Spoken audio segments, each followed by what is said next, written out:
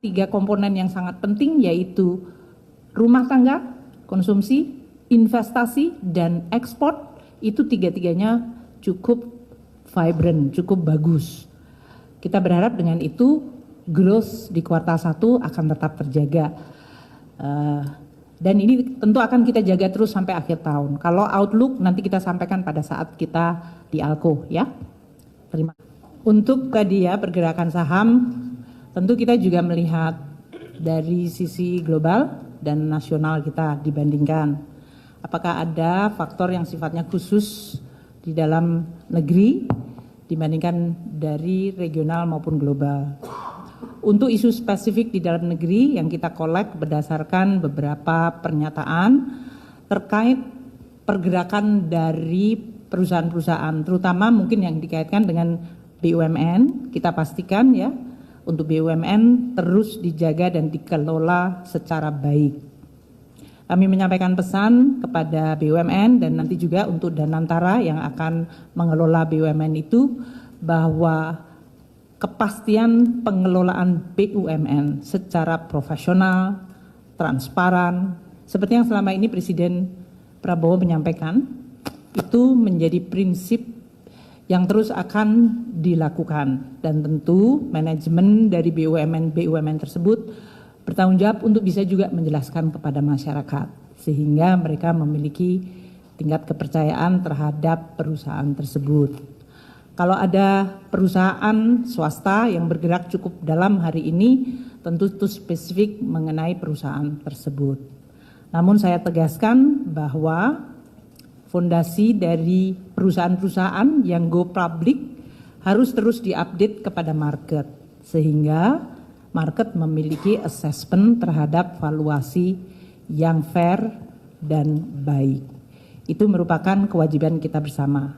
Kalau menyangkut sentimen, yang tadi di sentimen disebutkan, saya rasa Anda semuanya tadi juga sudah menanyakan kepada Pak Dasko ya waktu di sana ya. Kan dari Anda dari sana ke sini kan? Ya. Jadi rumornya apa tadi yang Anda tanyakan ke Pak Dasko?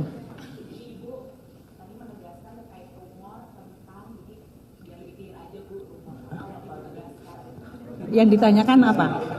Yang ditanyakan apa? Saya tegaskan, saya ada di sini berdiri dan tidak mundur. Ya kan?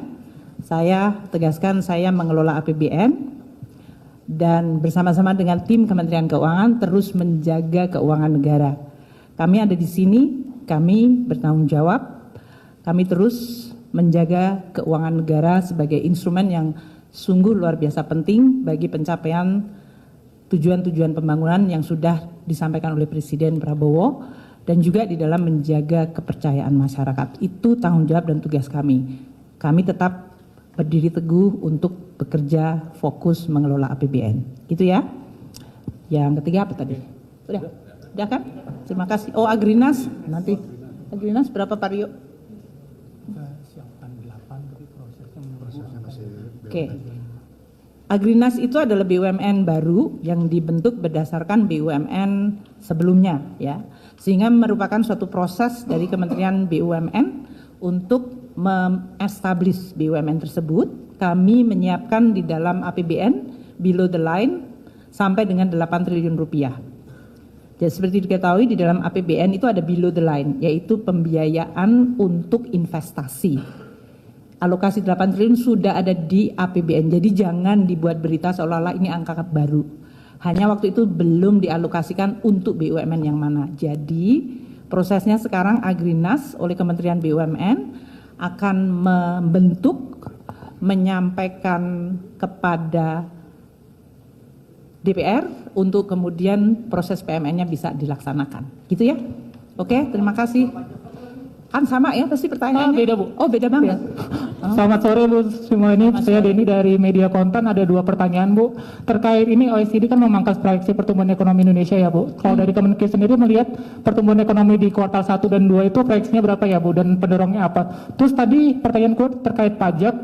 Tanggal 17 Maret tadi kan penerimaan pajak bruto tumbuh positif ya Pak dibandingkan Februari. Itu apa yang menjadi pendorongnya dan mungkin bisa disebutkan Bu secara nitonya sebenarnya penerimaan pajaknya trennya gimana Bu? Terima kasih. Kan saya memberikan bonus hari ini sebetulnya untuk APBN akhir Maret, nanti kita sampaikan ya untuk pertanyaan kedua. Boleh sabar dikit? Ya, nanti kalau sudah itu saya sampaikan. Untuk yang growth projection, kita terus memantau ya. Sebetulnya ada berita yang luar biasa positif kemarin ya, mengenai neraca perdagangan. Iya kan? Sampai tenggelam karena semuanya teman-teman membuat berita baru lagi. Coba kita lihat, apa ya? Ya, trade surplus, saya tahu trade surplus, itu udah judulnya supaya angka Pak Febrio. 3,1 billion US dollar. Ini adalah kenaikan dibandingkan posisi, coba mana Mas Febrio? Mas Febrio itu orang Batak, jadi dia nggak tahu. Febrio itu kenapa kok jadi sama saya? Handphonenya sama handphone saya langsung bertemu. Kamu pegangin handphone saya. Ya, neraca perdagangan Indonesia tren surplus 58 bulan secara berturut-turut. Ini mulai dari, masih ingat tahun 2020 Covid ya? Mei 2020 kita tuh surplus sampai hari ini surplus terus. Jadi sudah 58 bulan. Nah, surplus pada bulan Februari mencapai 3,12 billion US dollar. Ini lebih tinggi 2,28 billion year on year. Lebih tingginya tinggi banget loh dari 312 ya. Poin saya adalah dengan neraca perdagangan yang positif di tengah cerita yang saya sampaikan waktu minggu lalu ya. Dunia itu lagi gunjang. Semua negara sedang membuat barrier atau halangan untuk trade dengan menaikkan tarif.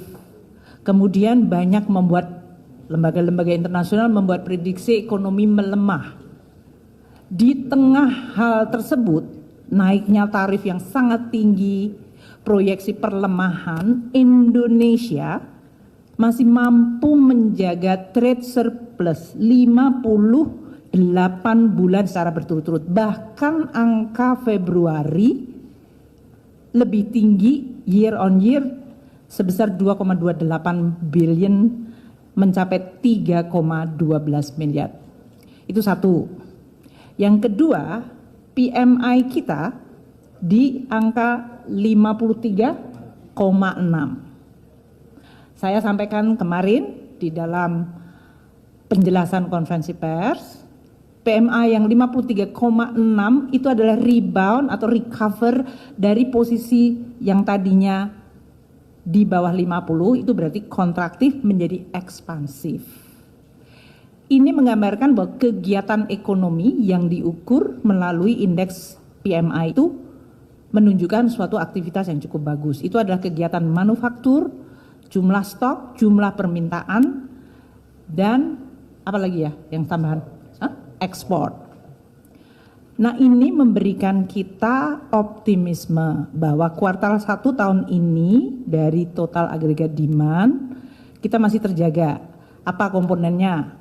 Household consumption, konsumsi rumah tangga.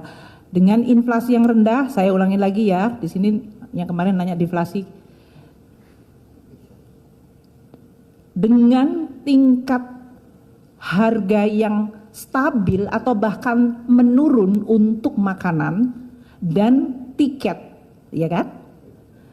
Itu menyebabkan deflasi. Dan kita memberikan juga subsidi untuk listrik 2 bulan.